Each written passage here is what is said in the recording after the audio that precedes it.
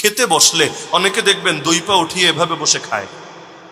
বসাটা এবং বাথরুমের বসাটা পুরো একরকম হয়ে যায়, হয় না? অনেক সময় দুই পা উঠিয়ে বসে তারপর কষ্ট কষ্ট করে তারপর ভাত খায়। অনেক মক্তবে পর্যন্ত এভাবে পড়ায় যে খাবার খেতে বসার সুন্নত তরিকা হলো তিনটা, এর মধ্যে একটা হলো দুই পা উঠায়া, হাঁটু দুইটা উঠায়া আর নিতম্বটা উপরে জাগ্রত অবস্থায় এভাবে খাবে। দেখতেও তো ভাই দৃষ্টিকটু লাগে।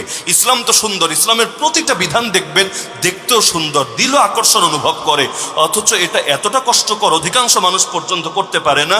আপনি বাস্তবে যোগ্য বিজ্ঞ মুহাক্কিক আলেমদের থেকে যাচাই করে নেন যে এই শক্ত খাবারগুলো যেগুলো খেয়ে আমরা পেট ভরি, এগুলো এভাবে বসে খাওয়া সুন্নত, এটা ভুল কথা। এটা চালানো হয়েছে আল্লাহ নবীর নামে, কথা সহি না। হাতাশাহুদের মতো বসেন, অথবা এক পা উঠিয়ে বসেন, অথবা আপনার যদি এভাবে বেশি কষ্ট হয় আপনি চাইলে, এইটাও বৈধতা আছে, আপনি আসন দিয়ে বসলেন, কিন্তু দুই পা উঠিয়ে নিতম্ব মাটি থেকে উঠিয়ে এভাবে বসে বসে ভারী খাওয়া, এটা যে যদি সুন্নত দাবি করেন, কিসের ভিত্তিতে সুন্নত ওই দলিলগুলো এনে আমাকে দেখাবেন, আমি ইনশাআল্লাহ আমার কথা উজ্জ্ব করে নেব।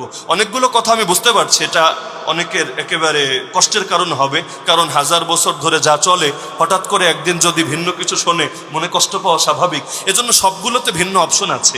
নাসিরনগরে আমি যেই পরিমাণ আসে, আমার বাড়িও এই পরিমাণ যায় কিনা সন্দেহ আছে। এটার অন্য একটা কারণ আছে, এজন্য না যে নাসিরনগরের রাস্তা সেই মাশাআল্লাহ। নাসিরনগরের রাস্তা কেমন এটা তো আমার চাইতে আপনাদের ভালো জানা। অথবা নাসিরনগরে হাদিয়া বেশি আর অন্য জায়গায় হাদিয়া কম, এরকম ব্যাপার স্যাপার না, এগুলো কিছুই না। বরঞ্চ বাস্তবতা হলো যেখানে শিরিক বেদাত বেশি ওখানে আমার দিলের একটা আকর্ষণ বেশি। সিলেট ছেড়ে দেখেন না রাজবাড়ি পড়ে আছি, কেন? রাজবাড়ি আমার সুযোগ সুবিধা বেশি, আমার আত্মীয় স্বজন থাকে, কিচ্ছু না। বরঞ্চ আমার ফিতরতটা হলো এমন, যেখানে ঠিক আছে তো ঠিক আছেই, যেখানে ঠিক নাই সেটারে আমার বিশেষ মেহনত করা লাগবে। কিয়ামতের দিন আল্লাহ এর দ্বারা আমাকে ইনশাআল্লাহ এগিয়ে নেবে। তো যেই জায়গায় শিরিক বেদাত বেশি ওখানে আসারও প্রয়োজন অনুভব করি বেশি। কালকে যদি আমি খবর পাই নাসিরনগরে শিরিক বেদাত আলহামদুলিল্লাহ দূর হয়েছে, তাহলে দেখবেন এর পরের বছর থেকে আমারে হয়তো খুব বেশি আর পাবেন।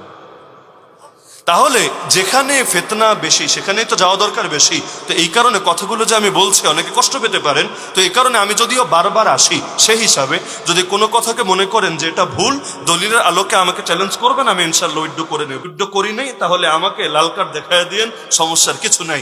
আর যদি যাচাই বাছাই করে দেখেন না হুজুর যা বলেছে দেখি সেটাই সঠিক, আর এতদিন যা জানতাম সেটাই দেখি ভুল, তাহলে আপনার উচিত নিজেকে সংশোধন করে নেওয়া। মনে থাকবে তো ইনশাআল্লাহ?